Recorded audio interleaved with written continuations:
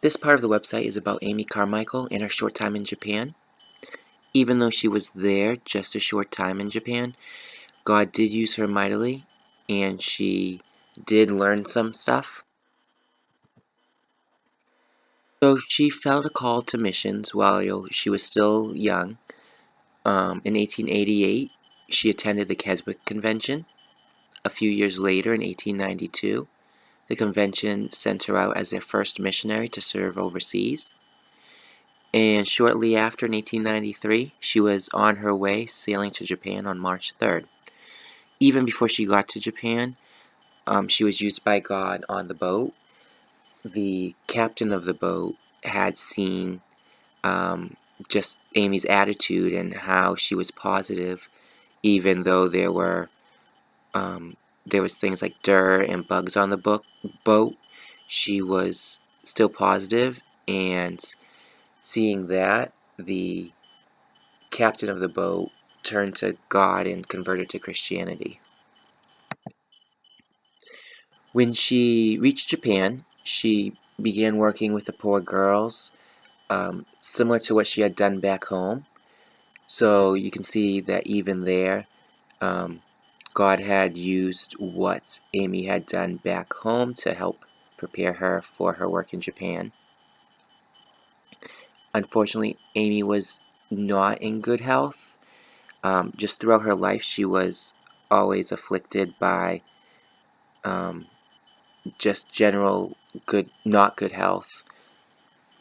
And because of that, she only worked in Japan for 15 months, and then eventually she had to return back to England because of her health. However, while she was in Japan, she did learn some things and was used greatly by God, as I said earlier. First, she learned the importance of dressing like the culture. One day she had gone and she was witnessing to a lady, and the traditional dress for in Japan was wearing the kimono, but Amy was not wearing that. She was wearing just her regular clothes. And while she was witnessing to the lady seemed interested in the gospel, and Amy was about to ask her if she wanted to accept Jesus as her Savior, when the lady was distracted by Amy's clothes and changed the topic, kind of asking Amy about her clothes. And Amy never actually asked the woman if she wanted to accept Jesus as her Savior.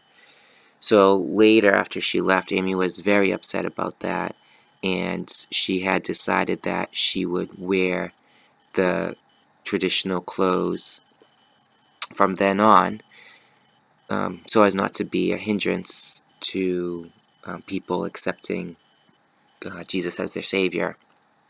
Even later, when she went to India, she would wear the traditional clothes of the Indians as well.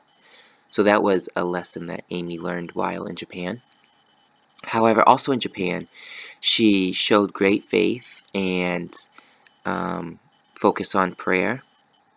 There was actually this one story of a guy who had was possessed by demons. There, the Japanese called them fox spirits.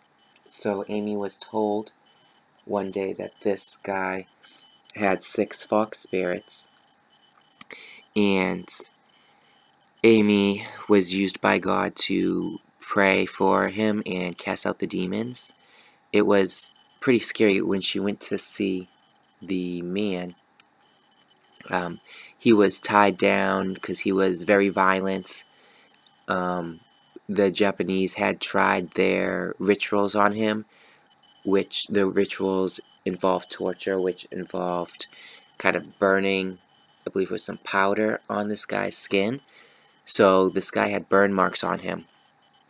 So Amy and another woman, Japanese woman, who had gone around witnessing with her in Japan, the two of them had gone. They prayed for the man.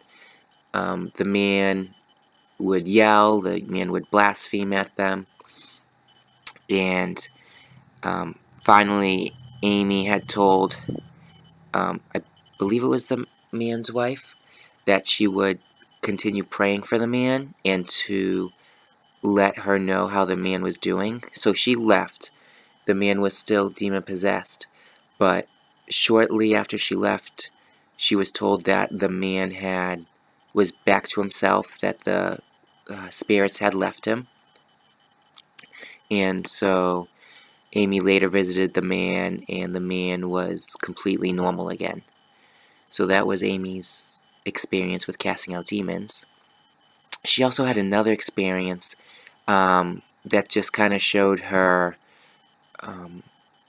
her in-tuneness to God speaking to her. One day, she felt God just calling her to pray for a soul, that God would save one soul.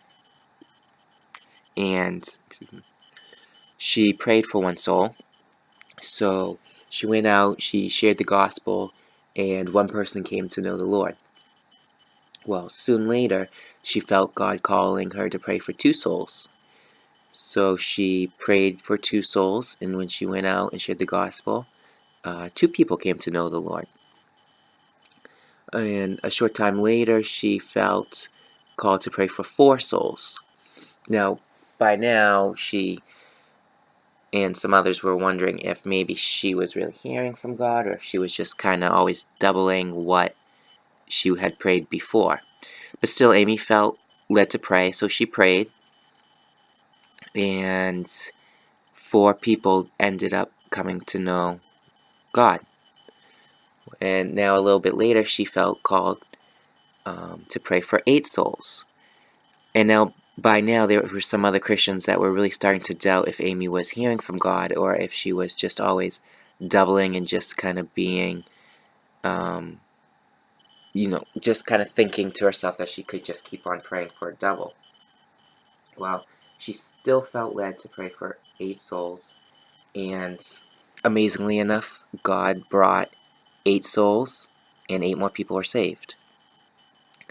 And that stopped there. She didn't keep doubling it. After praying for 8 souls, that was the end of her hearing from God. So she didn't just in her own will pray for 16. So she stopped at 8 because she didn't feel led the next time to pray for 16. So again, she left after 15 months. She left Japan, had to return to England because of her health. But nonetheless, she was still used greatly in Japan by God, and showed great faith and prayer and persistence despite her sickness that often accompanied her in her travels.